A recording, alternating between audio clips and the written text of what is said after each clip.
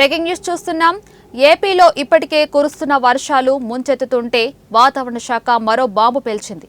ఈ నెల 20 నుంచి 22 మధ్యలో మధ్య బంగాళాఖాతంలో మరో అల్పపీడనం ఏర్పడే అవకాశం ఉన్నట్లు వాతావరణ శాఖ పేర్కొంది.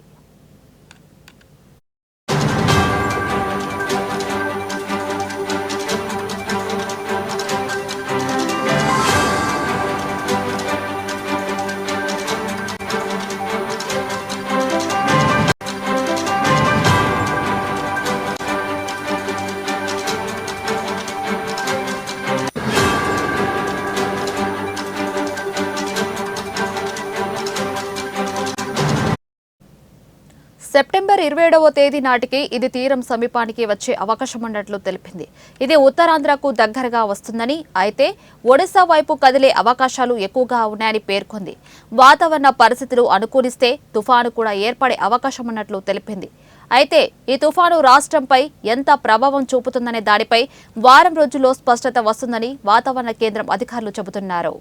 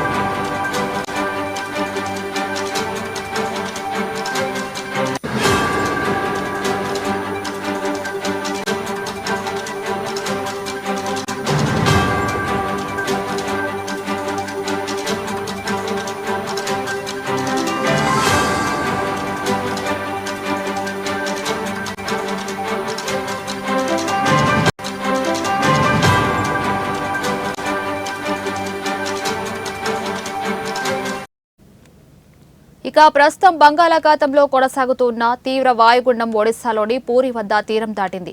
ఇది వాయువ్య దిశగా పయనించి తీవ్ర అల్పపీడనంగా బలహీనపడింది. దీని ప్రభావంతో ఉత్తరాంధ్ర, ఒడిశా ప్రాంతాల్లో భారీ వర్షాలు కురిసే అవకాశం ఉంది. ఇక మిగిలిన చోట్ల ఓ మోస్తారు వర్షాలు కురిసే ఛాన్స్ ఉన్నట్లు వాతావరణ కేంద్రం తెలిపింది. దక్షిణ కోస్తా జిల్లాలో తేలికపాటి జల్లులు పడతాయని తెలిపింది.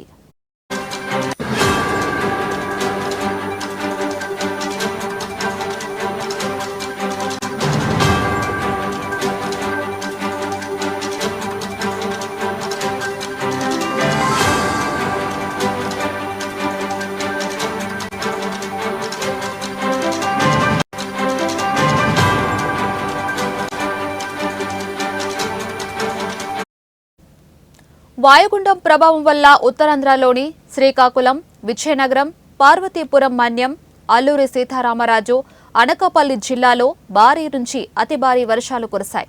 అల్లూరి సీతారామరాజు జిల్లాలో అత్యధికంగా 13.7 సెంటీమీటర్ల వర్షం కురిసింది. చింతపల్లిలో 13.4, ముంచింగిపుట్టులో 13.3, గంగవరంలో 12.4, అడ్డతీగలలో 11.7 సెంటీమీటర్ల వర్షం పడింది. అనకాపల్లి జిల్లా గోలుగుండలో 11.2, విజయనగరం పూసపాటి రేగలో 11, అల్లూరి సీతారామరాజు జిల్లా రాజవొమ్మంగిలో 11.9, శ్రీకాకుళం జిల్లా రణస్థలంలో 10.5, అనకాపల్లి జిల్లా నాతవరంలో 10 సెంటీమీటర్ల వర్షం పడింది. మిగిలిన ప్రాంతాల్లో ఓ మోస్తారు వర్షాలు పడ్డాయి.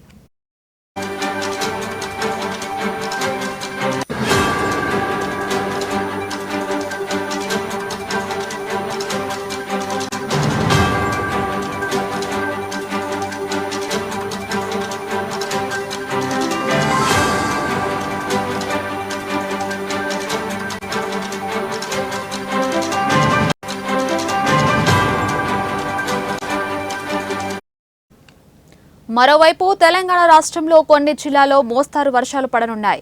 ఆదిలాబాద్, కొమరంభీం, మంచిర్యాల, నిర్మల్, భూపాలపల్లి, ములుగు, భద్రాద్రి కొత్తగూడెం జిల్లాలకు మోస్తారు వర్షాలు పడే అవకాశం ఉంది.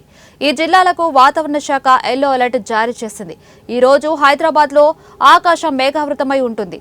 నగరంలోని పలు ప్రాంతాల్లో మోస్తారు వర్షాలు కురిసే అవకాశం ఉంది. గంటకు 30 నుండి 40 కిలోమీటర్ల వేగంతో ఈదురుగాలు వీచే అవకాశం ఉంది.